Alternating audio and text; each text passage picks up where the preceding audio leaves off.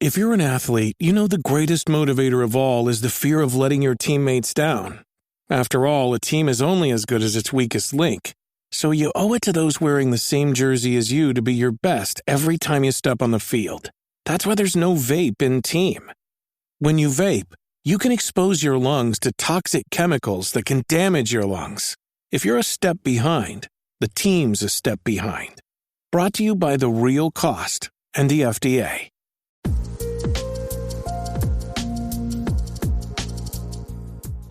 And I just was like, I need to do exactly what I want to do and really focus on producing stuff that I'll own. Because the difference between doing a poster for $100 and doing a poster and owning it into perpetuity is like different. The paycheck is different. And so If you're making work that's good enough to make someone else money, you can make work that's good enough to make you money. Relicblade is an indie skirmish miniature game that brings a fantasy world to life at the table.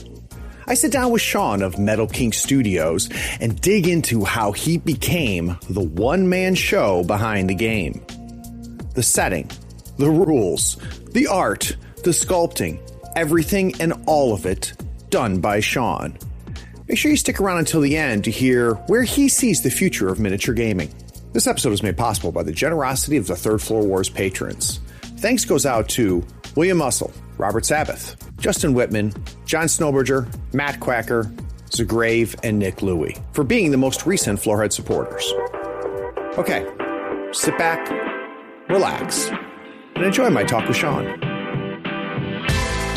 Do you love to unplug and play games around the table?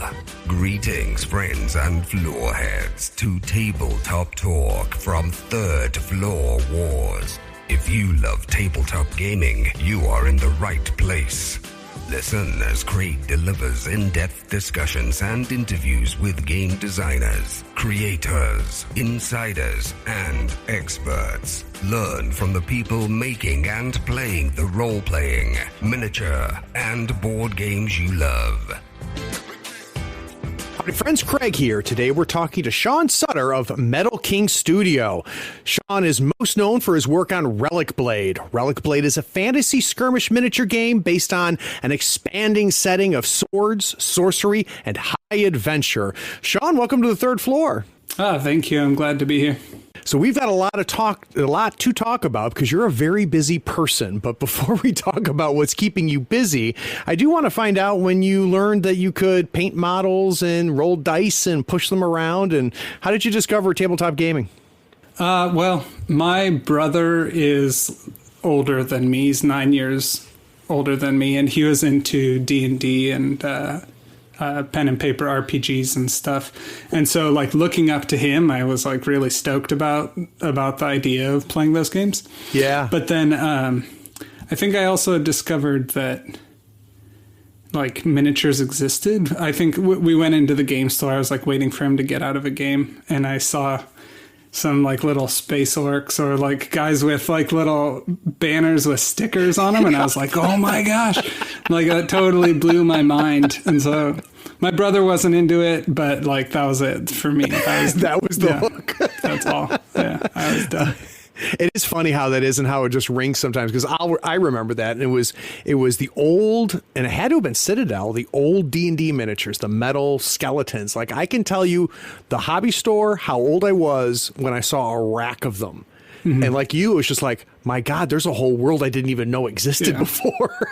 Yeah, I mean, I've always loved toys, and so the idea of being able to customize them and build armies and play games with them was really perfect. So you spend time idolizing your big brother. He gets to play these games. You see these models in the hobby store. Do you remember your first game, or what was the first game? Yeah, or the first time it was actually a long time before I was able to get into the hobby, because it's sort of expensive. Yeah, for a little kid. bit. And I think it was 2000. Oh wow! I got the 6th edition Warhammer Fantasy box set, and that was really cool. I mean, it probably took me I don't know, 10 years to finish painting that set, but there's a lot of models in that box. Yeah. Well, yeah. I mean, you know, I collected tons of stuff, but yeah, that was my like big introduction into like really playing and building armies. And was that just, that was it? You were in, and did you stay with it all for the way from 2000 or? Yeah, I think so. Really consistently playing Warhammer and then playing 40K with a friend who is like really into it. And then later getting into War Machine. Nice. And then War Machine sort of, you know, it's easy. Games Workshop produces really high quality stuff, and they produce a ton of it. And so there's more than enough for Games Workshop to be your hobby. But it was when I started playing War Machine that I like had kind of cracked open that shell and was like, oh my gosh, there's like so much more. Yeah. And they're fun and really good and very different. They aren't all just like weapon skill, ballistic skill, like 4+. Like there's a lot there. So that opened my eyes, and then I played a ton of X-Wing and War Machine, and got into, you know, a bunch of and then got really more into the indie stuff, and digging into that. So. But it sounds like Privateer Press was the Alice's door that opened up, and then you just went through, huh? Yeah, I think. I mean, it's hard to like pinpoint every step, but I think it really was Privateer Press where I was like, oh wow, like these games can be really, really fun. Like not just cool models and not just like fun enough, but like they can be like a real game. And so then that kind of blew my mind. So.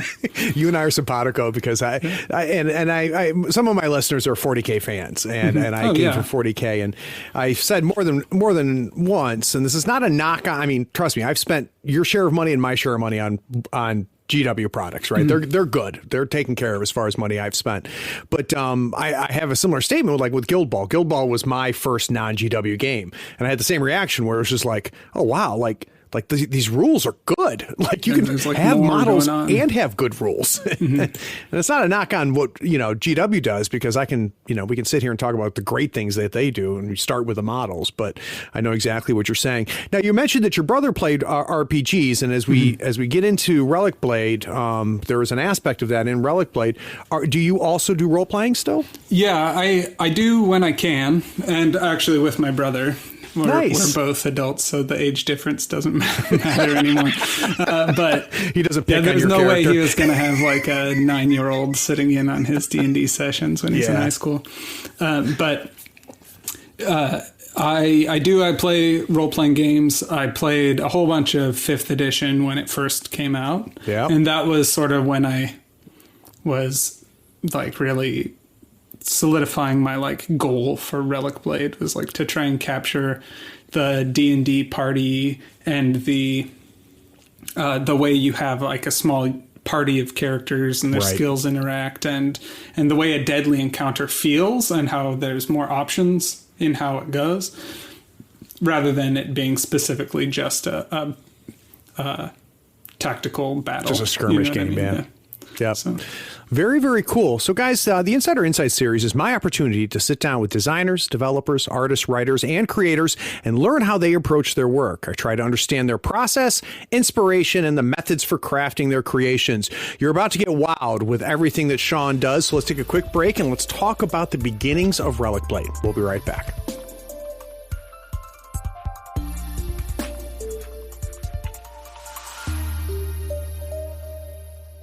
Hello, friends, and welcome to the Writer's Room, where you can find all sorts of adventures, antics, and escapades for the 7th Sea TTRPG. I'm Zoe Jackson. I'm Evan Ackley. And I am Patrick Keefe. And we're here to tell you the stories of 7th Sea. If you enjoy actual play podcasts featuring adventure, drama, and swashbuckling heroism using music and dynamic sound effects, then you've come to the right place. Not only do we bring you stories from our 7th Sea gameplay, we also discuss the mechanics of the game in special episodes called Notes with the Narrator. To learn more, Our Linktree link will be in the bio, and that will help you find us on your favorite podcatcher, as well as support us through our many different platforms. Won't you join us?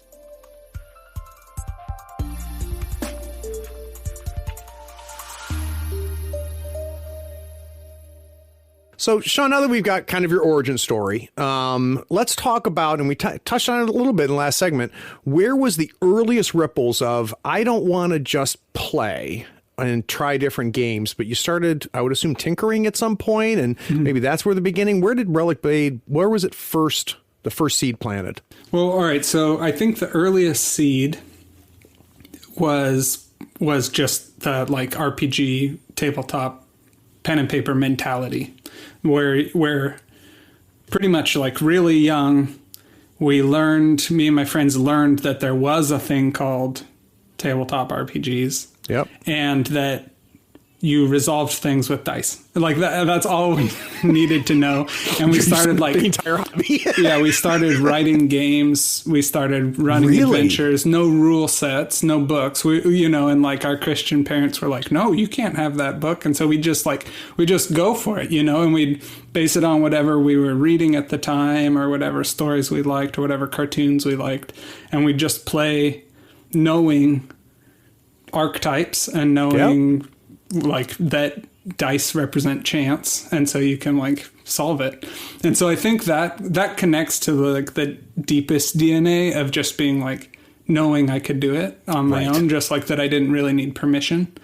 But then it's also a long journey of being an artist, working in popular arts, and going to college and getting a degree and studying sculpture and studying all that stuff. Like, so there's a lot to it, the journey. But I think if I go all the way back, it's just like, I think of us sitting down and being like, all right, you enter that room and it's a treasure vault and like you can get a new sword and this one's +2, like and nothing mattered, and we didn't base it on anything other than like that we had read The Hobbit.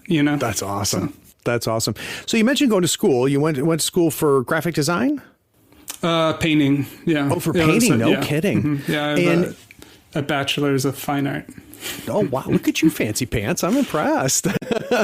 So when you were studying that, was the hobby and the artistic aspect of the hobby always in the back of your mind, or was that regulated for you? So as you pursued your degrees, you pursued your artistic endeavors, did it ever meld with tabletop gaming, or was they two separate things?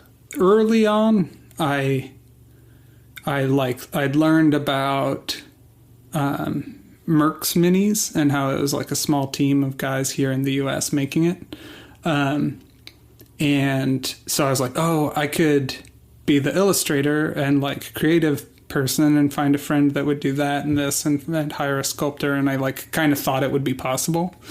But then, looking back, it's all very naive, but like you just need to start somewhere. Right. Yeah. And then that was when I realized that like, oh, I sculpted a couple models and I was like, these are not good enough. And like I did some drawings and I was like, there's no way this isn't good enough, And I think that's an important step for an artist is like, is it good enough for me to pay myself what I think I should be getting paid to do this? Like, would I pay myself $2,000 for this art because I can make more than $2,000 by owning it? Like, so you start thinking about that stuff. And that was when I shifted gears and went back to school. And got my degree because I was like, oh, I'm not good enough. Like there's something I can do about that. That was about 10 years ago now. So it sounds like, and correct me if I misunderstood this, it sounds like that your love of designing for tabletop miniatures drove you back to the school and drove you to study this. Does that sound right? Yeah, but the school I went to didn't have any popular art program. It was all fine art. Yeah. And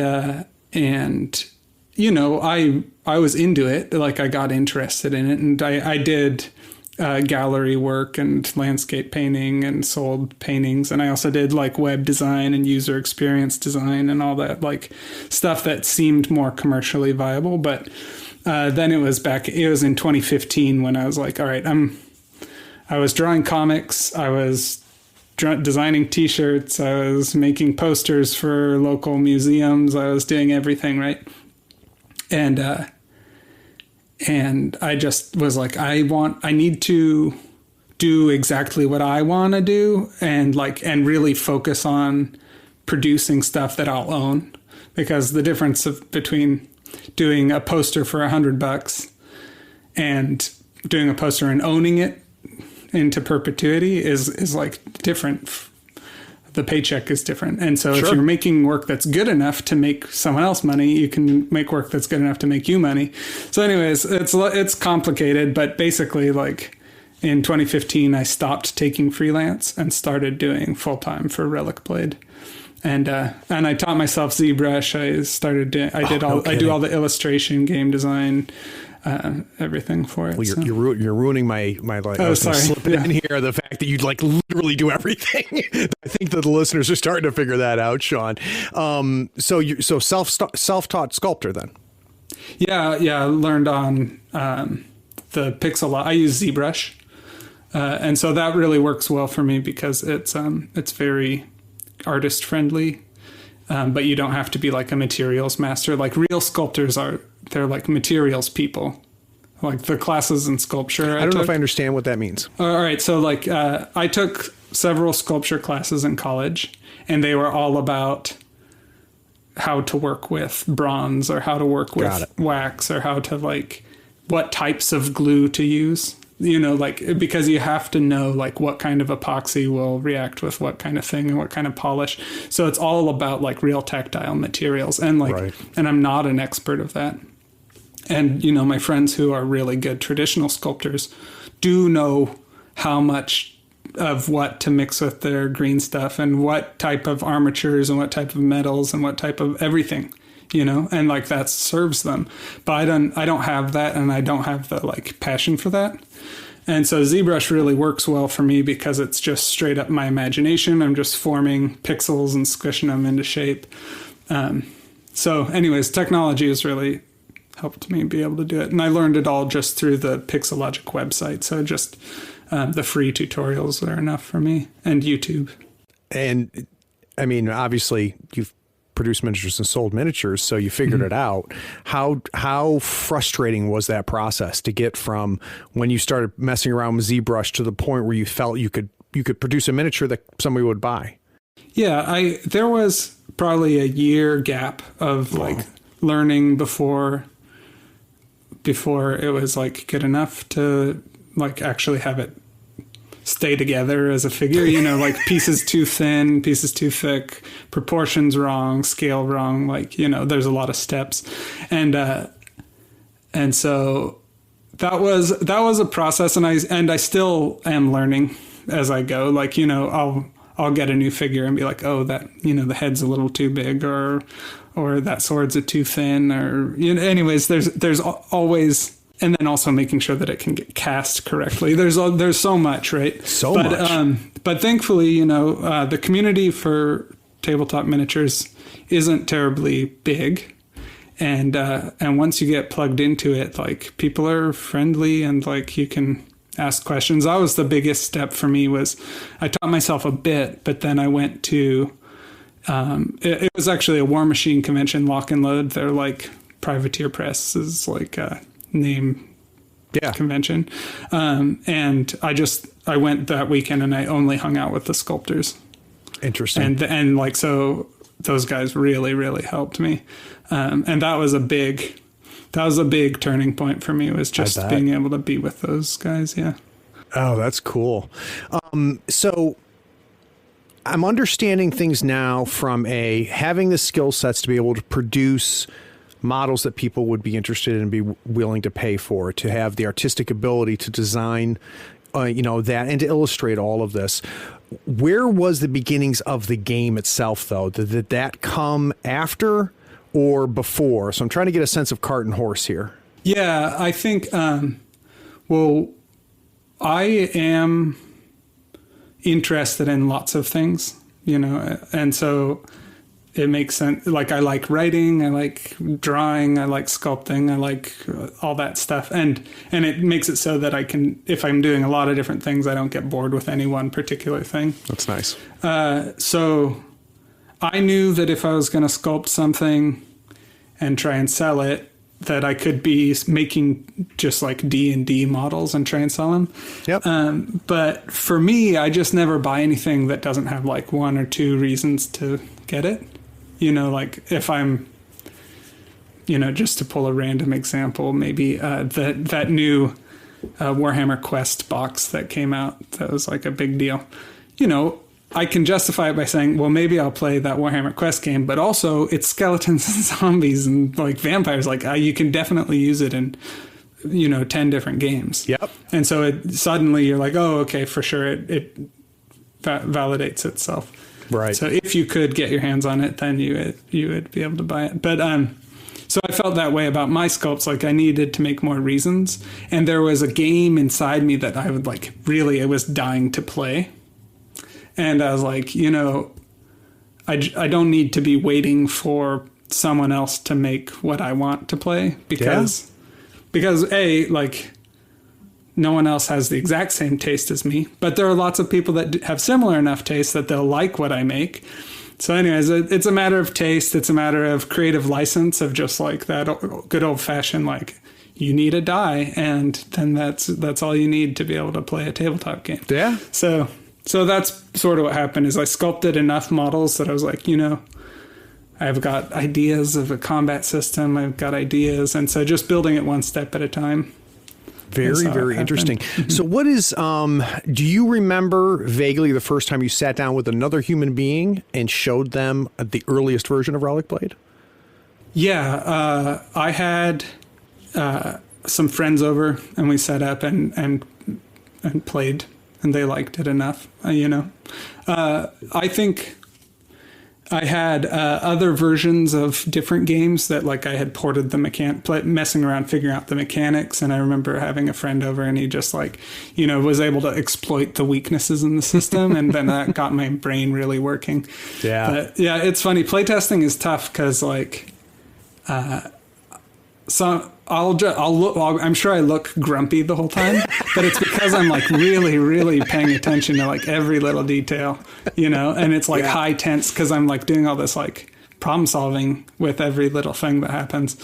So, yeah, I do remember what it was like. And what probably the craziest thing though was when I had written the rule book. And had written printed the cards and wrote the rule book and sculpted the figures. And then I sent them to Ash Barker of Gorilla Miniatures Games on YouTube. Been on the show. Yep. And he learned the game by reading what I wrote. Like I didn't get to tell him how to play, right? Right. And so that was like a big moment where I was like, all right, this is how it exists. Yeah. In the wild. Like it's not me saying, oh, well, it's actually supposed to be like this. Like, it's a really good point, actually. Yeah. So that was probably more of a like real crisis point of just being like, all right, like sink or swim. You got it. All right, Relicblade do exist. Well, and Ash is a fan. I mean, you see a lot of Relicblade on his channel, so you obviously made an impression. And I wouldn't classify him as somebody that's easy to impress. I mean, he's played a few games, from my understanding. Like all of them. Yeah.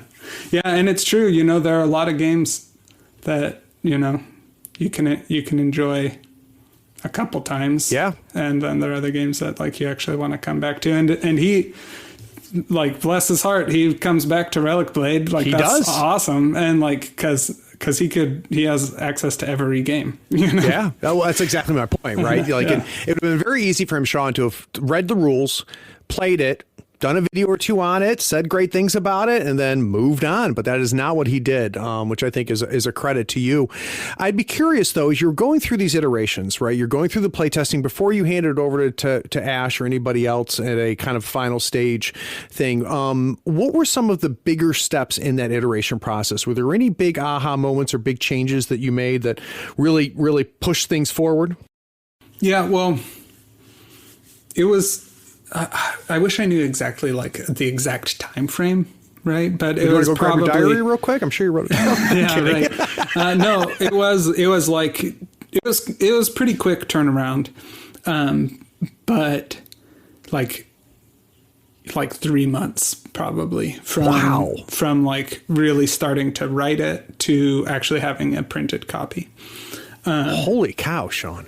Yeah, I mean, but it was like sleepless nights, like every little detail. Yeah. Yeah. So, lots of problem solving, and my game design process is definitely asking and answering questions like, what happens if this happens? Like, oh, well, I'll figure that out. And like, I was doing game design yesterday, and like I was just starting with these questions of like, what's the point? Like, what does this even offer? Yeah. That is worth its salt, like, so yeah. So answering questions, and then I also like to start with like a thesis statement. And so that was a big part of Relicblade, was making sure that any new content I wrote like comes back to that original thesis statement of like making sure I'm not making things too complicated. Actions need to be smooth and intuitive. So what's the thesis statement? Oh, I don't know where it's written down exactly, word for word. Well, or you can paraphrase it if you don't know. But yeah, it's essentially just to make sure that the game is like really easy to learn, but that it all has depth in choice. So it's not how to play that's complicated. It's how you will play. Like what choices you'll make will be complicated. So. Yep, that's great. That's great. And I don't want people to be like, how do you swing a sword? Like, you swing it. Like, come on. But, like, whether it's worth swinging the sword or trying to grab the treasure or trying to, like, heal your friend, and what thing you're going to focus on. And so I try to really make sure there's lots and lots of important, hard choices that don't take long to make. Because, like, that's something that's tough in war games, is when your opponent is, like... Yeah. 2 hours into their turn and you're like, I'm going to bed. So I'd be curious, Sean, having that mantra in your head, right? This thesis statement in the head, that's the overarching design goal, sounds like, in a lot of ways. Mm-hmm. As you're going through the play testing process, is that a center of gravity for you? So as you're hearing feedback, are you matching that feedback to whether you're straying from that? I'm curious to know how that whole process works. Yeah, for you. Yeah, for sure. And also like measuring feedback based on taste, right? Like making sure that I'm staying true to like the intention of the game, because I've gotten feedback that was like, oh, well, this rule could be more complicated and then it'd be more accurate to what's happening. And I think, oh, that doesn't fit Relicblade.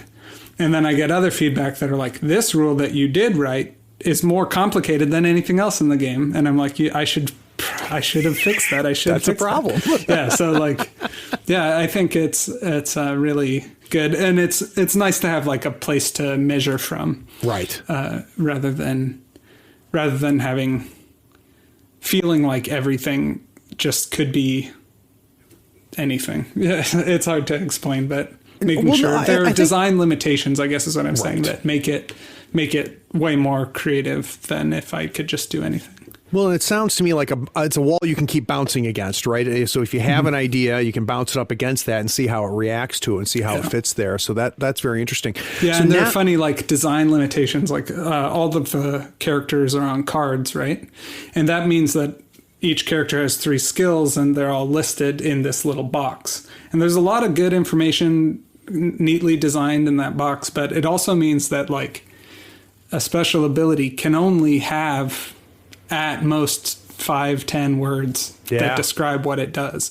And so that means that, you've maybe opened a D&D book and been like, oh, cool, this monster has this skill, and it's like a paragraph, and you're like, all right, well, that's cool because there's all this detail of what the acid breath does to people. Yep. But in Relicblade, I need to make sure I distill it down to like what's exciting about acid breath and like how it can be represented in like that tight system rather than having new like, oh, well, assign a point and then every turn the wind blows it 3 inches to the left, and anyways, that you can go down this hole of game design. But what's interesting to hear that, Sean, is that you have got a physical design constraint that's helping control you as a rules writer, which is interesting.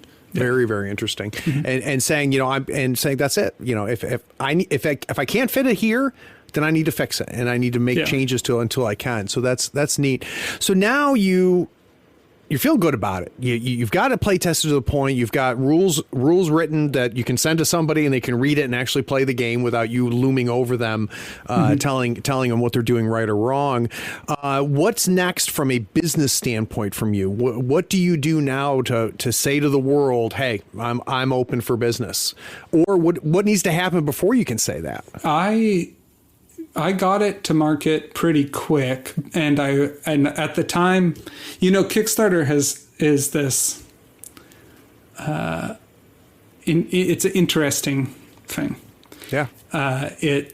There's a lot of projects that are really, really like what is good about Kickstarter, and there's a lot of projects that are like what is a problem with Kickstarter, And tabletop has really been a major player in Kickstarter, or vice versa. And at the time I felt like, well, I want to be able to do it without Kickstarter because I want to really have it be good enough that it stands on its own. Right. Rather than just like the idea of it was good enough that people bought the idea and then it was delivered and then they forgot about it, So I released the game without going to Kickstarter, and I sold probably like 70 copies, which was awesome for me, right? I was like really stoked. And it's fun because like even I just finished my 5th Kickstarter. Spoiler, I guess I'm moving ahead too fast. But like, there are some of the same names, same people that bought that amazing, very Sean. first like white box with like just the word Relicblade scrawled on it in marker. Yeah, purple crayon. Please play my game. But yeah, those same people are still with me. So that's incredible. But it was I had a friend, Eben, who I'd done several comic book projects with, and he was like, "You made it, and the fact that you sold 70 copies doesn't mean that the game is like done." And so you can still go to Kickstarter with what you already made, and it's all work that's already done.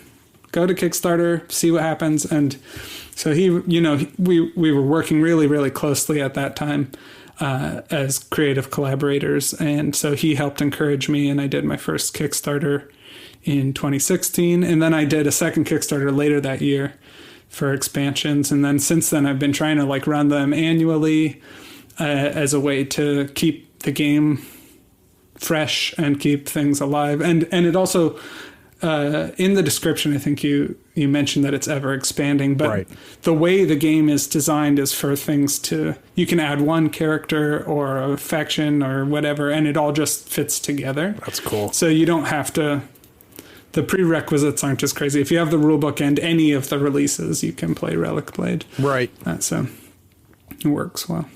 So with your first Kickstarter, you're in a situation where you've made the game, you've already sold 70 copies of it at this point, and that puts you way ahead as far as Kickstarters go compared to a lot of other miniature games that come out on Kickstarter. From beginning to end that first time, one, what was your takeaway from it? When you walked away from it, did you say that was successful? I think that went better than I thought it would be. Like, how did that first Kickstarter feel? It was like mind-bendingly stressful. I bet. That first Kickstarter, man, it's funny to look back at how sweet and naive I was. But like, if I would get a backer, I would just be like over the moon. And then when people would drop pledges, I would just be like, what is wrong with me? Why do they hate me? Like I was like going through breakups, and like every day just being like so stressed, like, am I going to reach the goal? Writing emails, writing to blogs, and working so hard. And then now like I've learned you can post the Kickstarter, you do what you can beforehand. It's better if it's short because that first Kickstarter was like a month long. And so I was just like tortured for a month. And then I was like, all right, 2 weeks is more than enough. Like, how long do you need to decide if you want something? You need to catch everyone with one paycheck. And so if people get paid Nice. every 2 weeks, just do Yep. like a 2-week span. And then if people get paid the second week of the month, then they can back it. Or if they get paid the first week of the month, they can back it or not. And that's fine. Right. Because most things are, hobby stuff is more fun as an impulse buy, not as a, It is. should I spend this month's hobby money come on back in 15 this days. 40-day project? Anyway, so like I've learned a lot, but yeah, it's been wild, and the community's been like really, really generous and fun, and I wear my emotions and personality on my sleeve, so I'm like very connected to the community, and I think people respond to that. At least the people that like me, and that's great. So, There's no question about that, Sean, because I mean, I had heard of your game, but I've never played it. But I consistently had listeners saying, "Have you talked to Sean? Have you talked to Sean? You should go. It would be great if you interviewed Sean." And what's different about that, Sean, is other listeners will say to me, "Have you talked to the guy that makes this? Have you talked to the guy that makes Gaslands? Have you talked to But for you, it was, have you talked to Sean? And I'm like, well, I don't know who Sean is. And they're like, oh, I'm going to tell you about Sean. And by the way, he makes Relicblade. So I completely believe what you're saying, that you have created a very personal connection to your players that was obvious to me when I began to hunt you down. yeah, that's great. I'm very pleased to hear you say that. That's fun. It was very very different in a good way. So that's cool.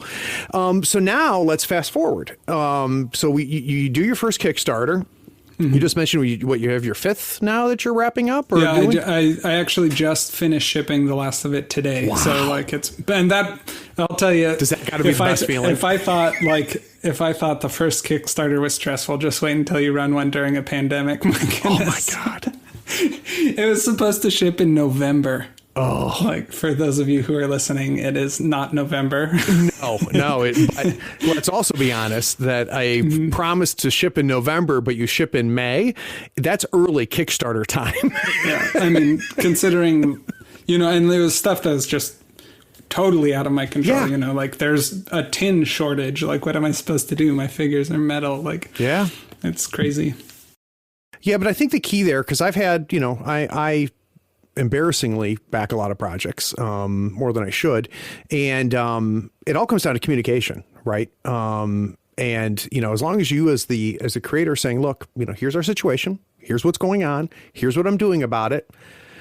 As a consumer, I'm fine. Yeah, I'm fine.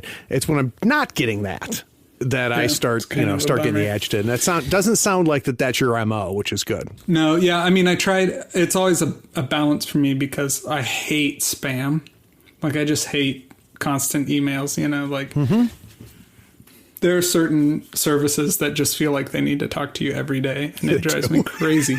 So I try to only do like an update like once a month, but which is probably less than people would like, but maybe I should do every 2 weeks or something, or or have like, I don't know, maybe I could do like a live stream once a month, and also a Kickstarter update another. Anyways, there are ways I could try and do it better to communicate better, but I try to keep people up to date.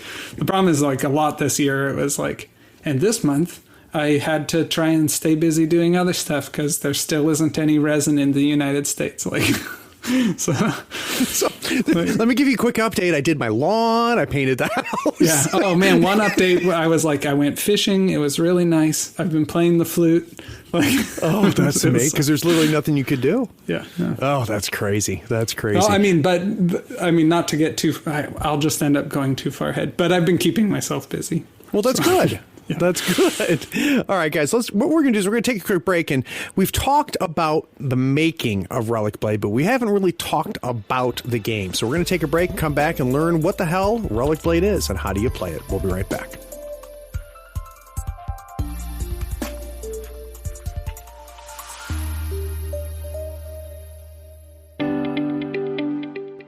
This is the part of many podcasts where someone comes on, interrupts the show, and explains that you should consider paying for the content that you're listening to right now for free.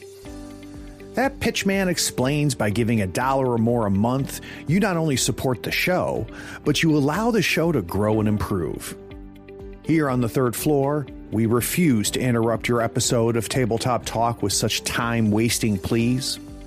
We pledge never to run a spot asking you to go to patreon.com and give $1 or more a month, because supporting content creators keeps the content coming. Even if there is a link in the show's description, and there is, we don't ask you to click it and become a patron. We don't waste time rambling about the benefits like early access to episodes, getting episodes without ad breaks like this, or even getting a chance to play in one of Craig's RPG sessions. Anyway, enjoy this episode knowing Tabletop Talk, despite being supported by its patrons, won't engage in such blatant appeals for support.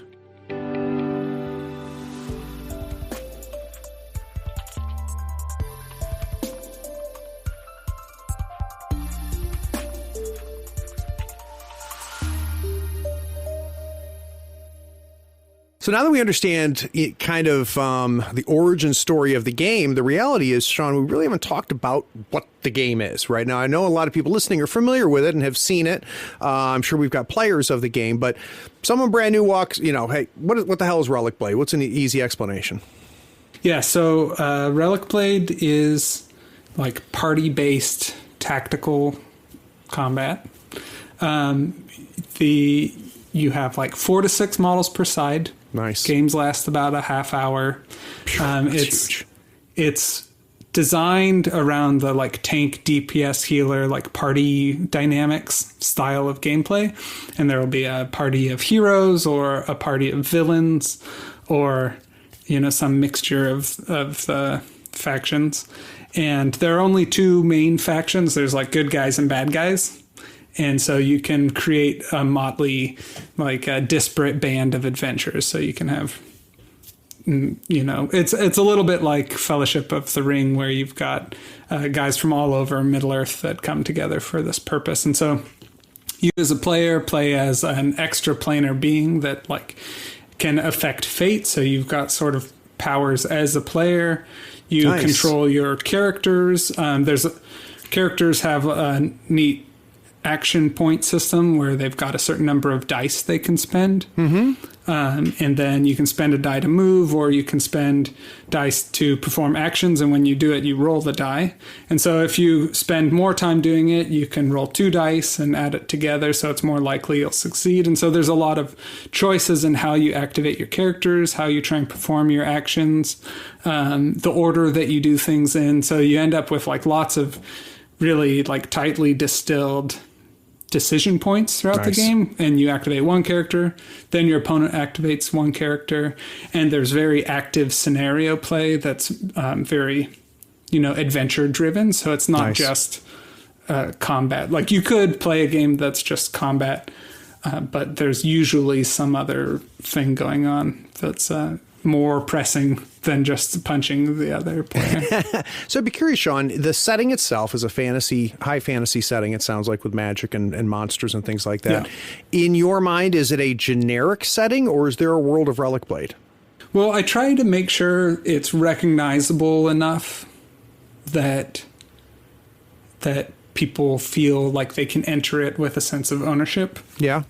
But there's also, as the game has grown, there's more and more races and factions that are like closer to my own vision and aesthetic for the world, right? So there aren't orcs, but there are pig men that are sort of like orcs, and there are lizard men, and so there's lots of animal creature people. It's very fun fantasy, kind of nice. Not overly cartoony, but cartoony. It's like comic book adventure, so it's not grim dark in any way, but there's already a few of those, so that's good. it's very fun and action packed with lots of different character classes, and things that would be recognizable should have 20% new in them. Nice. So that's sort of the goal, is that it's 80% an evil cleric, and then 20% makes it this mummy lord with a skull face that has, so it's like a little different and a little fun. Yeah. And so, it's funny how you really quantified it. Yeah, I try to make sure that people can enter it, because part of it is the world. There's no world map of the whole planet.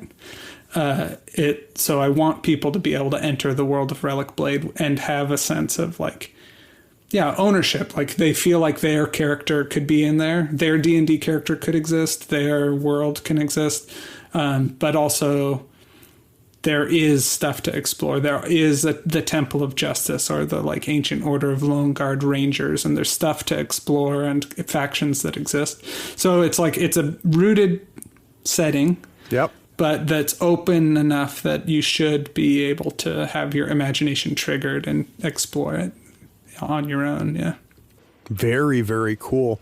So, it's a little tough. It's much easier when two guys are sitting down at the game store and teaching each other Relicblade and explaining the game to them. It's a little tougher on a podcast. So we'll try to back into it. So how do you win the game? So if you and I are playing, Sean, and we finish our game, which by the way, 30-minute playtime is amazing.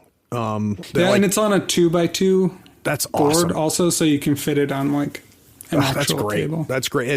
It's great because that alone sets you aside, which is fantastic. But how do we determine whether Sean won the game or Craig won the game? What are the win conditions? Yeah, so it depends on the scenario. Okay, so But generally you'd start an average army list or whatever would be 100 points. And that's like 4 hero level characters, or, more or less, depending on whether you're taking companions or like henchmen level dudes or whatever. And then you also have upgrades that change your character. So you attach various skills or items or weapons or potions to your characters, and that'll change how they play. So we'd build our lists. If we were playing campaign, we would have purchased those or earned them throughout the campaign. And then we would set up the mission, which, we'd choose in the book or roll for like one that's generated. And there will be victory conditions in there based on how you claim victory points or what the objective is. Maybe one is to eliminate your enemy, but like it's almost all activate these magic stones, nice, claim these treasures, destroy that relic, open this door before you get swallowed by this demon, like things like that. Fun stuff that's a little bit more interesting than just I'm going to beat the shit out of you. Yeah, more of an adventure than but it's also the to use D&D terms, it's also a deadly level encounter. How so? And so in that the opponent team is really strong, and so your characters can die in these moments. So it's not just like a low level fighting a couple goblins on the road situation. It's like really a crisis point of the adventure. So, and I've got a new box set that's coming out that is really carefully designed to give players get straight into the campaign feel of a campaign. Nice. The dynamics of a party where there's lots of skills that interact with each other and the characters gain skills, and it takes out a lot of the paperwork of listing who took damage or what kind of, or bookkeeping, I guess is what you'd call it. And it turns it all into card driven. And so anyways, I'm very excited for that. It's very nice. So you and you call me up, Sean, and say, hey, Craig, let's play 100 points aside on Relicblade. I say, great. Do I customize my list because I know what you like to play, or I know what the scenario is, or I just always have these 100 points, or what kind of pregame decisions are happening? Yeah, usually when I play, I don't know what scenario we're going to play. Okay. But if we were playing a campaign, then we would have a roster of characters, and then we'd set a point limit, and then you can take that point value from your roster. So you might have several guys, but then you discover that it'll be handy to have a rogue. So you'll choose your rogue and your sorcerer and your barbarian and take them with you, and then, you can also list build within a faction if you particularly like the lizard men. Yep. Or you can build more of a, like I said, a fellowship of evil, where a bunch of different characters. Like Skeletor doesn't just all have skeletons. He's got the Beast Man and the Fish Man, and the fart skunkin'. Yep. So that's interesting to me. The fact that my hiring pool it sounds wide, right? As I'm filling those 100 points, how tough is that for you as a designer, knowing that somebody could potentially doesn't have a faction limitation? When you introduce a new model, you're not balancing it for the faction. You got to balance it for every other freaking model you've made. How challenging is that? It's pretty challenging, but also the game like self-balances in a way in that you can kill a strong character with a weak character if it's a lucky hit. If you roll good on your attack and they roll poor on their defense, they can take damage. So I've learned what are really, really important stats to not go crazy with, but in general, I've found a way to make it balanced throughout. And that doesn't mean that there aren't like really strong ways to play. You can definitely harass your opponent with some like really wacky builds. Sure. If you're familiar with guerrilla miniature games, like Owen can definitely find a way to game the system and put way too many goblins on the table or whatever. So as I've talked, over the last couple of years, I've talked to a lot of different designers, and what I thought was game design before I talked to 24 designers, and now where I am, here, I've learned a lot, though I don't design, right? So it's not firsthand, but it's been fascinating for me. One of the things that I have found very interested is, had you talked to me 3 years ago and said, Craig, what's the most important thing in game design? One of the top things I would have listed is balance. Like the game has to be balanced, right? And you hear that all the time from players out in the communities and all the different miniature games. And then I start talking to designers and they're like, yeah, balance is like one of the last things we worry about. And I'm like, geez, really? That's crazy. And at first, I side-eyed it a little bit, but now I'm fully bought in, right? I've talked to enough people and I've kind of changed the way I think about it. Where does it fit for you, Sean? How important is game balance? How much time do you spend on that versus things that I didn't even think about, which is, fun. And the fact that you have to design so the game is fun and ease of use. And those are other things that I just didn't even think about before. Yeah, I definitely, I want the game to play quick. I don't want there to be too long. Your opponent's turn shouldn't be very long and your turn shouldn't be long. And I want the board to be developing. So like you're always reacting to what's happening, and like playing Relicblade, there's no downtime. You're just like playing and making choices and rolling dice and shouting for joy or cursing the heavens. Like it's a nonstop. And I designed it to be that way. But I also come from, I mentioned before that I played a lot of War Machine. And so I really do care about balance. And I really do care about that stuff. Making sure the game mechanics are serving a fun play experience where you aren't just like trashing your opponent on a technicality or whatever.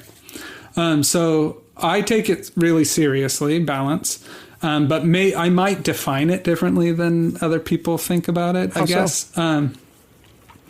I definitely think balance should be the thing that makes the game fun for both players. Like that's what's balanced. Not that it's one thing, nothing is too strong or nothing is too good. You want people to have choices that they love and choices that they hate. And choices that, you want a good spread of fun. It's not just everything should be neutral. But you also want... So like a balance of experience? Is that where we're headed? When I'm doing something that's really powerful, I still want you to have fun. And so if the thing is so powerful that it's taking away your fun, or the thing is a power or skill or ability that's taking away your fun, that doesn't really belong in the game or in my game. Yeah. So I know that like Magic players that play blue would say, no, taking away your fun is my fun. But like, that's different in Relicblade. Like we try to make sure that it stays active and exciting for both of the players, even if something's strong. Like there should be strong choices, but yeah, also I think that the style of playing a narrative game like Relicblade, an adventure game, if you find a combo that's like really, really strong, like, oh, if I take 12 goblins and I stick them this way and I give them this tactic and I'm popping up and making life terrible for you, like you can do that. But I mean, maybe you'll play 3 games that way. And then the 4th game, you'll be like, but what happens if I add a squid?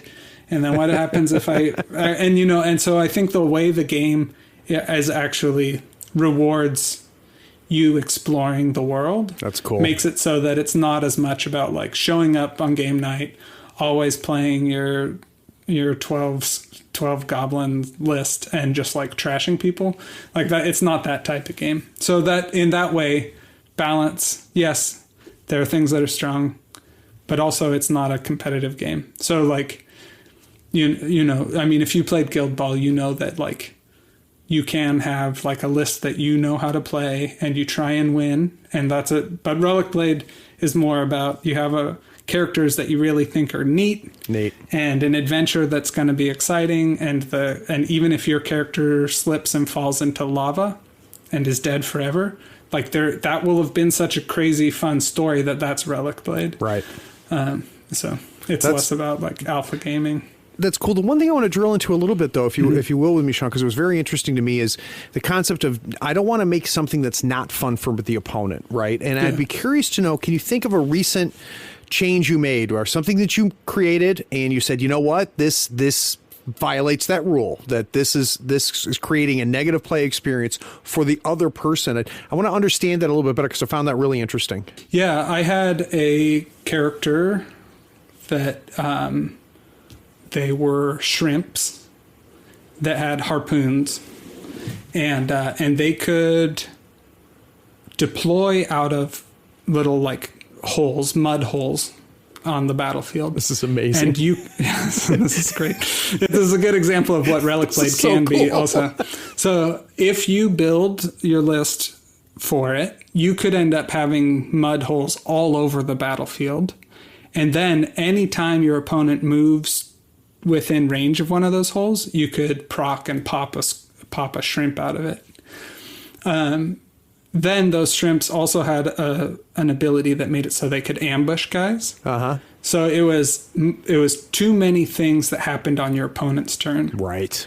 And that interrupted the flow of play. So even though conceptually, shrimps that are bursting out of the ground at random times, and every time you move, you're getting harpoons thrown at you, the Relicblade engine was robust enough that just meant when my grim bounty hunter stalking these ruins would activate, I would dodge first so that it represented her cautiously moving. After I dodged, then they could ambush her, but she was in a defensive stance. So as a player, all I had to do was be like, oh, this is dangerous. There are mud holes everywhere. There are shrimps everywhere. So I'm being cautious, and I advance cautiously. So I love that. I love that there's so much story going on there. There's so much. And then I was, as a player, able to just be like, all right, my bounty hunter, first thing, dodge. And then my opponent's like, dang it. Okay, fine. Well, I pop out anyways and attack you. I'm like, all right, I dodged. But the flow of the game was interrupted too much. And so even though I loved the idea, I loved the way it played, it just was not serving the play style of the game. The game was becoming too reactive at that point. And so I ended up just being like, all right, shrimps don't ambush. They can pop out of holes, which is hilarious, but they aren't going to be ambushing. And then it's one interruption instead of 2 that turns into 8 in the middle of one round. So, and you still tell the story, right? You still get that feel. Mm-hmm. Very cool. Very cool. So whenever someone talks to me about a new game or I try to sell somebody on a game, one of the first things I try to do is say, hey, if you like this game, if you like that game, you're going to like this game. So I'd be curious to know, in Relicblade, what's familiar to people? What are some games out there that they're already playing that they would find familiar in Relicblade? Yeah, I think that depending on, I always have to read like how many games someone has played, because I mean there are people that have played way more games than me and people who have played a lot less. The list building and upgrade system is similar to X-Wing, so that's nice, because that's a really cool system. I really love it. Obviously, I love it enough that I integrate that same sort of principles into my own game. But then, playstyle-wise, it's like being able to control a whole party of D&D characters. And so that's like the core of the game, is like, D&D is fun, even if you're spending 20 minutes waiting for your turn to swing an axe. But if you get to control the whole team, then that's way more up my speed, like wanting to play a tactical game. So maybe it's more like a video game where you do that, you know, like Final Fantasy Tactics or Baldur's Gate or something, where you're like really controlling a party of characters. Well, and you gave a little bit of that MMO language when you're talking about, you know, the interactions between the characters, how you've got the tank and the buff and stuff like that. And that's straight out of, you know, a World of Warcraft type thing, that's a good thing, not a bad thing, right? That's really cool and gives people kind of that touchstone to work from, to better understand it. Mm-hmm. Yeah, it is. It's like a turn-based World of Warcraft warband. Real-time skirmish RPG. Yeah, exactly. MOBA. Wait, no, it's not MOBA. Roguelike. Big graphics. So before we break off for one more segment, the other thing that we've hinted at is, it's my understanding, Sean, this is as close to a one-man show as possible. Does that sound accurate? Yeah, you know, I work with other creative people when I can. But for the most part, yeah, I do all the illustration, sculpture, game design. I've been the last 3 weeks or months, actually 3 months, I've just mainly been packing figurines into boxes and shipping them all over the world. So, yeah, it's very one-man show. I work a lot with Malev de Shinobi. He's a rapper and painter and now game designer. I've been forcing him to do more and more Relicblade game design for me.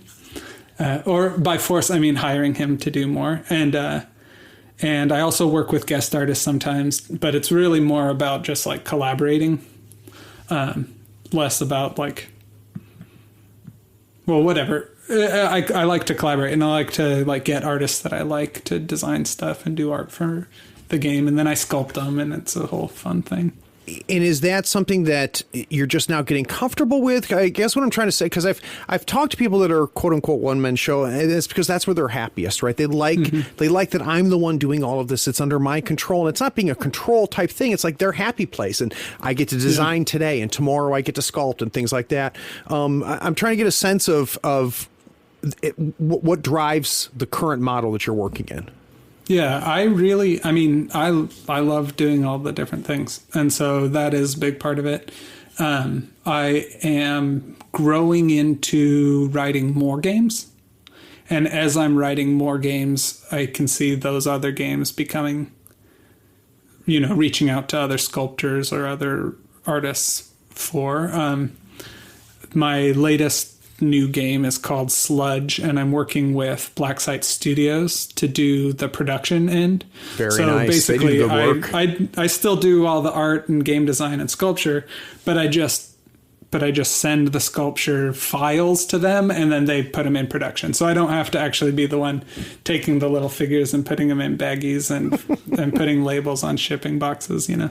So they're helping me out for that. Yeah, that's great. I've only had good experience with them. In fact, I've heard that their horror game that they have, the Friday the 13th I just pre-ordered the new edition. I've heard it's a good game. I haven't had a chance to play it, but I'm hearing good things about it. And then their train is excellent. Don't Look Back. Don't Look Back. That's what it's called. Don't Look Back, and so people should go and pre-order it. Yeah, it seems like a very interesting concept. Interesting concept. Yeah, I mean, not to nerd out, but like it seems like something you could play with people who don't normally play miniature games. So like, yeah, because it's all cooperative and very like thematic, you could have a date night. Have your wife and your friend and his wife, and you'd all be like surviving a horror and scenario. they know the touchstones. They've all seen the movies and everything. And a good entry point, and it's not as crazy as being like, okay, now make a 500-point list of high elves. No, I swear this is going to be fun in 6 hours. You can't hire a paladin. And I'm saying that in a funny voice, but those are things I've said to my wife. So we're poking fun at ourselves. Yeah. That's really funny. We have been those people. So guys, let's take a quick break. When we get back from this break, I want to talk about two things. I want to talk about kind of the future of not only Relicblade, but what else, Sludge and things like that coming around the corner. And I want to get a sense of Sean's take on where we are as an industry and as a hobby. We'll be right back.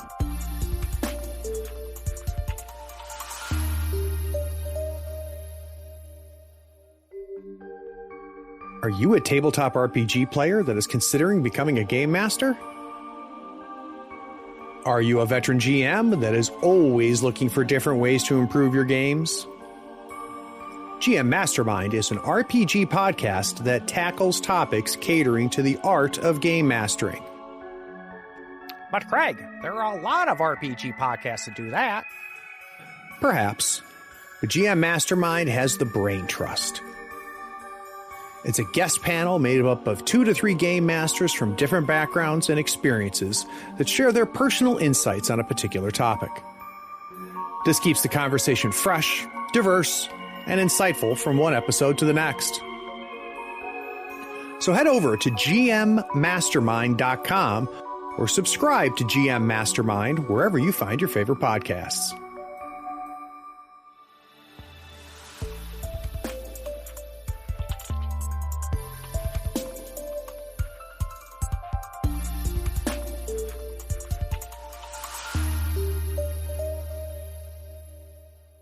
I'm not quite sure where to start on this because you've kind of tipped off a little bit. So you tell me, Sean, what would you like to talk about as far as what's out now, what's coming around the corner? What are you excited about? So the most exciting thing is the new Storms of Kural box set for Relicblade. And it's a campaign box. And it has 2 full-size warbands, has a campaign book with lore and missions, and it's all contained. So it's all new content, which makes it so that if you already have Relicblade, there's no doubles. You don't get any repeat equipment or characters. And if you just have that, it's everything you need to be able to play. So it's very carefully designed where there are 8 characters to represent the 8 main factions of the game. All of it is like, I spent so much time making sure the Wilderkin character represents the Wilderkin really well. And also, if you have the Wilderkin faction set, then she slots into that set perfectly and fills gaps that are missing in that set. And so there are 8 characters that fulfill specific roles in 8 factions, but also fulfill specific roles in the party that they're part of, and upgrades that change old products to make them really exciting, and upgrades that, pave the future of Relicblade. So it's very, very good set. I'm super, super excited about it. So we've got models in there. We've got upgrade cards in there. Rules, is that something we get online, or is that in the box? Yeah, so it has like a quick start guide in the box, and then it has all the like campaign adventure information and like narrative stuff, and also the missions and relics and quests. So the core rules are in the Seeker's Handbook, and that's a hardcover book that I have available as a PDF or a book on my website. And if, let's talk quickly, you mentioned it's played on a 2x2 board. Roughly, how much terrain are we talking about that makes for a good game of Relicblade? You don't necessarily need a ton. Okay. But because it is adventure oriented, a more dynamic board than you'd use in other games is really good. And also making sure on a 2x2, there isn't room for like dead space. Like in a big war game, you might have a swamp, and the point is that you can't walk there. In Relicblade, that doesn't serve a purpose. So almost every surface should be climbable and walkable, and ramps and everything. So it's but building a cool temple or castle with a lava moat or whatever dream project you have becomes very doable on a 2x2. Exactly. So that's part of the fun of it. And we mentioned Black Site Studio. They worked, or I worked with them. They worked with me, and we really carefully designed like the perfect Relicblade set of terrain. And so you can also get, if you want to know, like, if the game designer set up my table, what would it be like? And that's it. Perfect. Yeah. Perfect. And you get that. It's funny you say that because you get that question all the time, right? Like, what is this the right amount of terrain? And what is that? And you now have created a reference point where you say, I made this board. This is what I would exactly. play on. I made this board. And even if you can't get that terrain set, right, you know how to build what types of what, you know. Now you've hinted at, and I don't know if we can talk about it, but what is non-Relicblade coming? Yeah. So I am one of the contributors on a game anthology called Blaster. Yeah. And that's with Mike Hutchinson and Ash Barker. Yeah, both Ash and Mike have been on the show. And Joey McGuire. So we all work together. We make different, like, exciting things. And probably, like, the behind-the-scenes most exciting thing about it is that as game designers, we get together almost every week. And that's so cool. And, like, daydream and bounce ideas off each other and, like, get excited. And so it's producing tons of really cool stuff. The first 2 volumes, well, by the time this is out, the first 3 volumes will be out.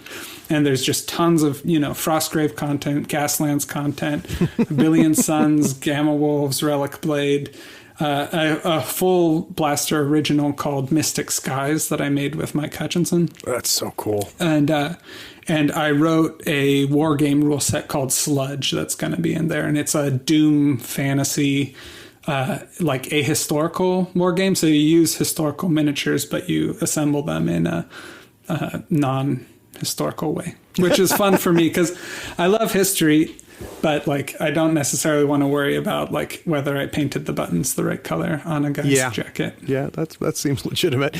So I've talked to Ash about Blaster, and I've talked to Mike about Blaster. Oh, great. So you guys know about it. And one of the things that I asked both of them that I would like to ask you is what Blaster has given back. So one of the things that we talked about with them is what have they learned by being a part of this cabal that you guys have put together? I'd be curious for you, Sean, what is pre-Blaster Sean didn't know that Sean knows now?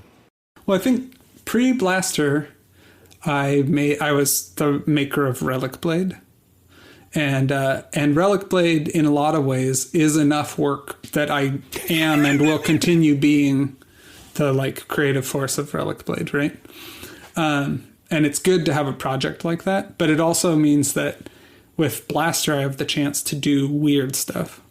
And it can tie into Relicblade or not, and it can scratch a different itch. Like Sludge is very horror oriented. Yep. And Relicblade is not the place for horror. You know, there can be scary monsters, but, like, you aren't going to be, like, freaked out because your guts are spilling. Yeah. In Sludge, there will be trauma. In Relicblade, no one is traumatized by what happens. It's all. If you're into body horror, we're going to play Sludge.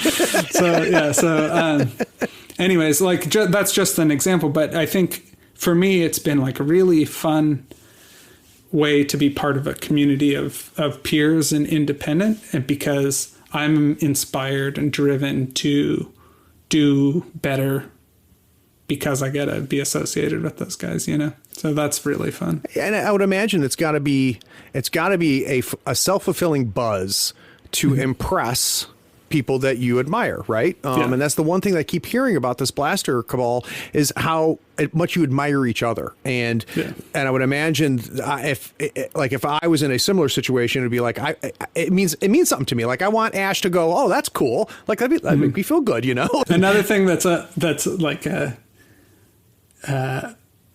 golden element of Blaster is that my friend Greg does the graphic design, and so, which is gorgeous, by the way, for those of you who haven't looked at it. With not only are we pushed to, like, design better and make new exciting stuff, but it looks better than anything we've ever made before. And so in a lot of ways, like with Sludge, I was like, well, I want to write another game. Like, everyone else has multiple games. I want to write a game, and I want to write a war game, and I want to play with Perry miniatures. And so I, like, ground out this like new rule set. But then it was always driven and spurred by knowing that Greg was going to design it, illustrate the damn and thing. it looks amazing. It looks terrific. Cool. It's really, really wonderful. So like that's another thing is I just like get to know we get to exploit Greg. We have a Greg to do. And you got to live up to how good Greg is going to make it look, right? yeah. You don't want to send him something that's not worth his time, right? That's cool. That's another thing. It's just we're all producing really high level stuff. And it's funny because like it's a new thing for people to be buying a book that's at least 5 games in it. Yeah. The business model is very But I think unique. people will learn, and like it will become a thing that they like know they want. Yeah. So. That's very, very cool. So, Sean, you've been around for a good bit. You've got visibility to the industry itself. One of the things that I always like to learn is what excites you about the hobby and the industry right now? Are there things happening outside of your purview, but that you're looking at and you go, that's cool, that excites me? Yeah, this has been a funny year for that because all the cons that I normally would have gone to have been canceled. But like, I don't know, like 3D printing is kind of blowing my mind right now. Yeah. And there's like this weird balance. I don't know if I have a place to go with this. I'm just like sort of stunned by how many 3D printing Patreons there are that are producing pretty good miniatures, sometimes amazing miniatures. Right. But like they're sort of like not founded on a game, except like maybe D&D with like big air quotes. And so that's sort of like, I just wonder where can it be sustainable to have like 20 new sculpts a month? Is it a bubble? Right. Is it like, cause I can only back so many Patreons. Yep.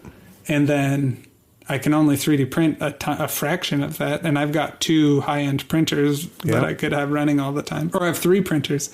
I could be blasting out 3D prints, but how much can I paint? Yep. So anyways, I'm very interested to know like what's going to happen.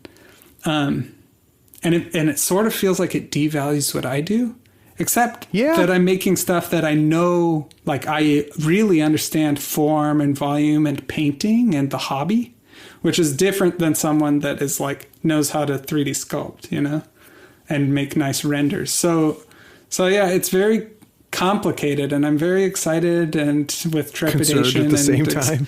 I don't know. I think it can only be good, but also 3D printing is such a toxic pain to actually do yourself that I don't think it's going to replace buying a plastic kit. Like I want to buy kits and glue them together. I don't want to like put on a respirator and gloves and clean stuff for a day. I have people that are banging on my door like, Craig, do you have a 3D printer? I'm like, no, I've got enough hobbies, and I have talked to enough people that's a brand new hobby. And that's a great thing. If that's what you love, then great. I would rather pay Sean to print it for me, right? And I only know how to do 3D printing because it's my job. Like otherwise I would not want to do it. Like it drives me crazy. But it's interesting. So that's on my mind because I'm living in my own little bubble. And then on top of that, I'm being advertised all these Patreons. I'm like, what is going on with tabletop? I don't know. Yeah. Now, how about, have you had a chance to play games that you haven't designed? Is there any games that you've played in the last year or so that you're like, oh, that's kind of a cool game? I've played fewer games than normal, but I played a ton of Dinosaur Island. I'm not familiar with Dinosaur Island. So it's a board game. It's like Jurassic Park themed. Yeah. Where each player builds their own theme park, and you have to try and manage making sure your park's exciting but not too dangerous, because if people are always getting eaten, it leads to problems. Anyways, my wife and daughter like it, and we just have so much fun playing the game. It's cool. Really, really well designed. And then A Billion Suns by Mike Hutchinson's really, I think, genre defining. It's like a totally new. I'm hearing really good stuff. I'm really stoked on that. Yeah, he talked about it on our interview, and I've got gamers out there that I trust, and every single one of them is talking about that game. Yeah, and whether that game is the game that we are playing in 10 years or not, in 10 years we'll all be playing games that were influenced by it, in my opinion. Yeah. It's a big deal, I think. And then also just being like sort of stoked for Stargrave, because it's like a fun reason to like play with some sci-fi models that I haven't been messing with for a while. So those are, I think, the things I've been messing with lately is Stargrave, A Billion Suns. He's on my hit list. I haven't had a chance to reach out to him. I'm going to try to talk him on to talk him onto the show, because Frostgrave. Joe? Yeah. Frostgrave is another game that, again, people that I trust keep talking about. And it's funny what a small circle all of it is. It sounds like I'm hunting the Blaster people is what it sounds like. I'm talking about, it's because with Blaster, I just like, they're the only people I hang out with. So like, for the last year and a half. Those guys in Malev. And that's funny. Yeah. Well, Sean, obviously I'm going to link to the website where people can go and to get the game and learn more about the game. Is there anything else that I should put in the show notes? Any other place that people can get more Sean? Oh, yeah. So I do my Instagram, Sean Sutter Art, and the Relicblade group on Facebook's really active. Perfect. There's a Sludge group also, and you can find that through, Facebook and Instagram, I guess. And if you follow Sean Sutter on Kickstarter, then you'll know next time I launch a weird project making toys. Beautiful. Well, we've got links to all of that in the show notes. Sean, I really appreciate you making the time, my friend. Yeah, it's my pleasure. I'm stoked. Okay, great. And for those of you that stuck around to the end listening, I appreciate you too. Take care.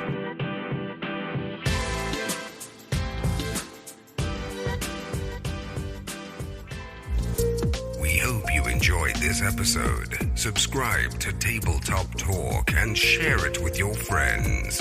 Check out our content on YouTube and Twitch. Follow us on Twitter and Facebook and stay updated on everything coming from Third Floor. All the links are in the show notes. Take care, floorheads.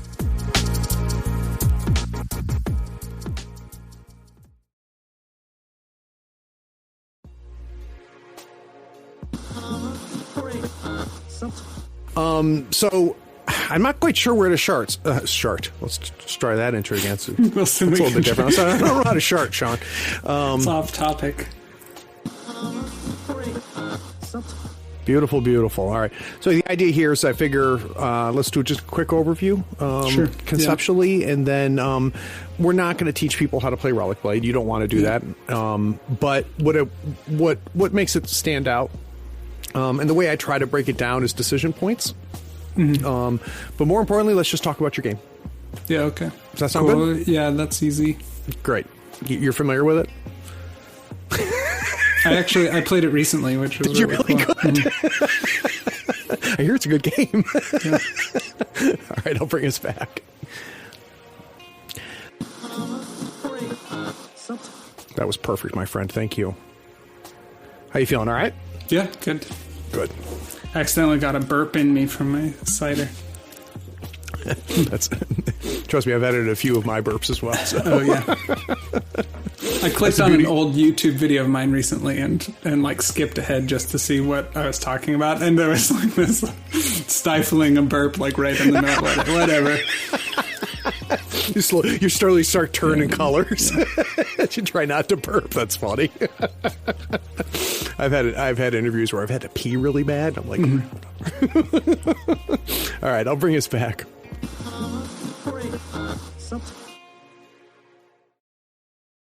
Oh, hey, are you still here? Wow. Well, the episode is over, but if you're bored, why not go to patreon.com and support the show for as little as $1 a month? Yeah, you can just scroll down and get the link. It's Patreon that makes this and all of our other content possible. Don't you want to join the other floorheads on the Patreon Discord? Anyway, thanks for sticking around. Take care.